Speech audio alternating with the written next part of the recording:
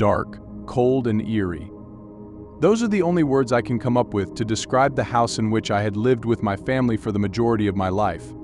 Mostly dark, blistering cold during the winter, and always eerie. Sometimes there would be strange noises coming from the cellar, too. It had often given me the creeps, though I would never admit that to my mother. I'd figured I was too old to let some silly noises scare me anyway. I had been trying to act like the man of the house ever since my dad left when I was 7. I had always hoped I would never turn out like my father, whom I hated with a burning passion. As far as he goes, I suppose I'd better just leave it at that. I lived in the house with my mother, Linda, and my uncle, Kevin, on a vast piece of land in Steinen, Indiana. Steinen was a tiny piece of shit in the middle of nowhere. Nobody liked living there. I didn't have any friends because I was homeschooled, and I'd never even seen another kid my age in Steinen, since we almost never left the house unless my mom had to go into town to buy groceries. However, I was always very close to Uncle Kevin. When I was little, he would tell me ghost stories right before bed, which my mother hated. "Stop it, Kev. You're going to give him nightmares," she would snap. Oh, I did get nightmares indeed, and sometimes it seemed as though the nightmares refused to end. They crept into the back of my mind like a spider crafting its web. The story he told most often was one about a monster with a contorted body and black eyes. According to the legend, as Uncle Kevin called it, even though I knew he made it up himself, the monster would come into your room if you were awake past your bedtime and hide in your closet, watching you the whole night. Of course, this was just a silly little tale that Kevin would tell me so I wouldn't stay up late. Even so, I can't tell you how many times that horrible creature has popped into my head over the years. On this particular night, I decided to go to bed early in an attempt to sleep off a pounding headache.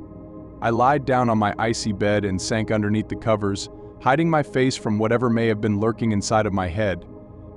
After setting my glasses down on the nightstand beside my bed, I reached over and flicked the light off. The darkness made me feel alive, in a very strange way, almost as though I was mesmerized by the nothingness.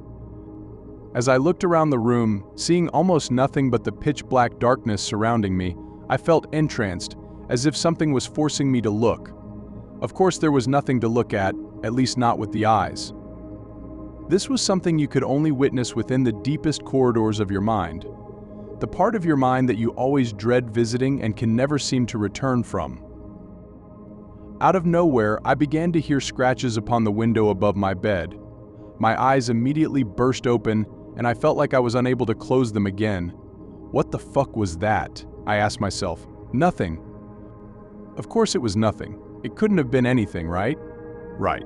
Just my mind playing tricks on me in the dark. No big deal. But in a moment of childish curiosity, I decided to peer out the window just to make sure I was hearing nothing more than a tree branch brushing up against the glass. But then it hit me like a bag of bricks. There is no tree next to my window. Still, I decided it would be better to sleep it off and think more about it in the morning. It was probably all in my head. It had to be. I found it unusually difficult to fall asleep that night, as if somebody or something was trying to keep me up. I woke up the next morning with that sound still locked in my brain. It had to have been coming from somewhere, but where? Shit, I had no idea. But then I remembered. The cellar. I built up as much courage as I could muster and slowly crept down into the abyss. Jesus, I hadn't been down there in a year, maybe longer. I had almost forgotten what it looked like. Nothing but clouds of cobwebs and stacks of cardboard boxes shoved against the walls. I rustled through a couple of boxes until I stumbled upon a picture I'd drawn when I was a child. It was a sketch of a grotesque creature. It definitely wasn't human.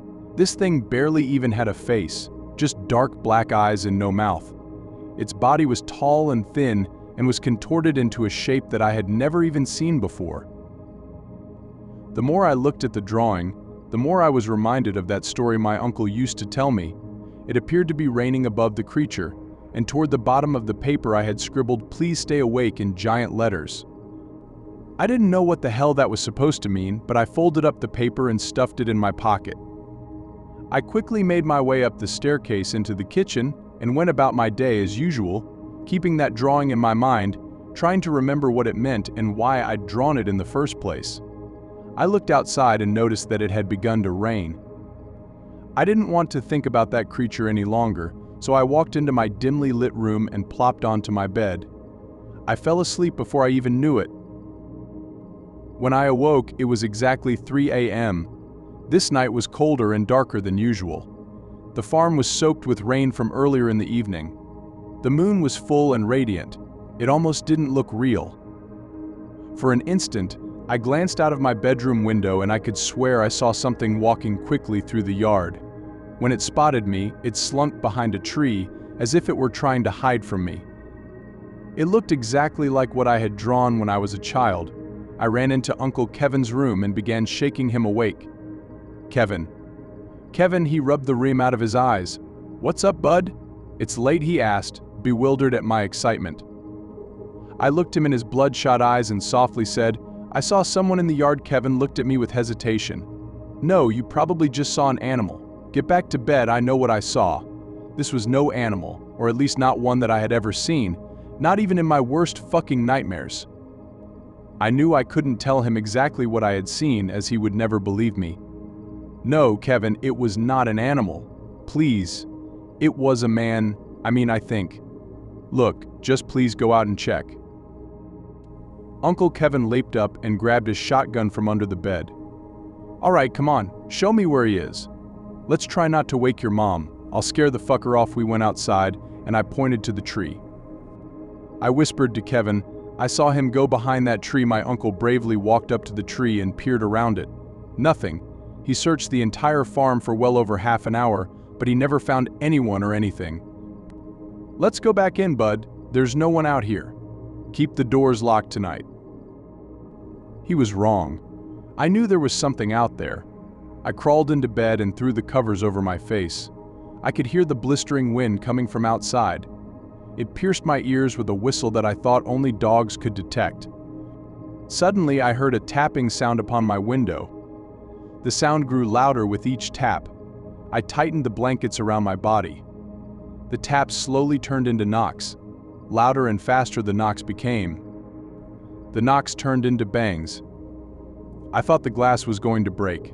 Then, out of nowhere, it stopped. No more taps, no more knocks, no more bangs, no more wind. I was relieved.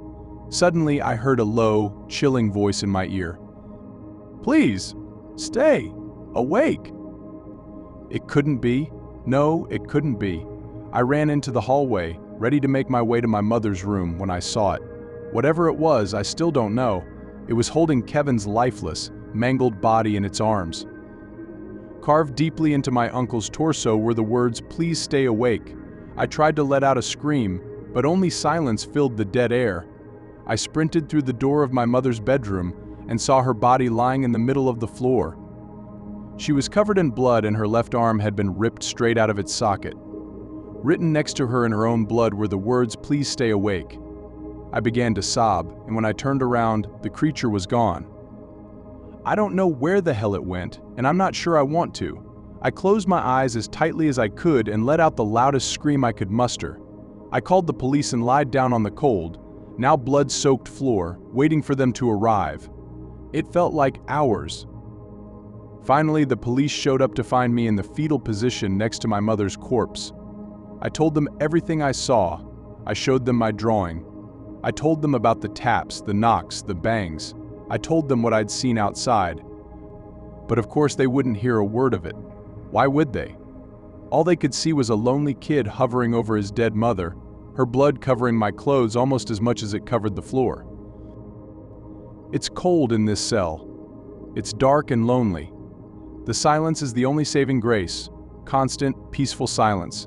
Tonight it's raining outside. It's colder, darker, and wetter than ever. But unfortunately, I must stop writing now. I just heard a tap on my window.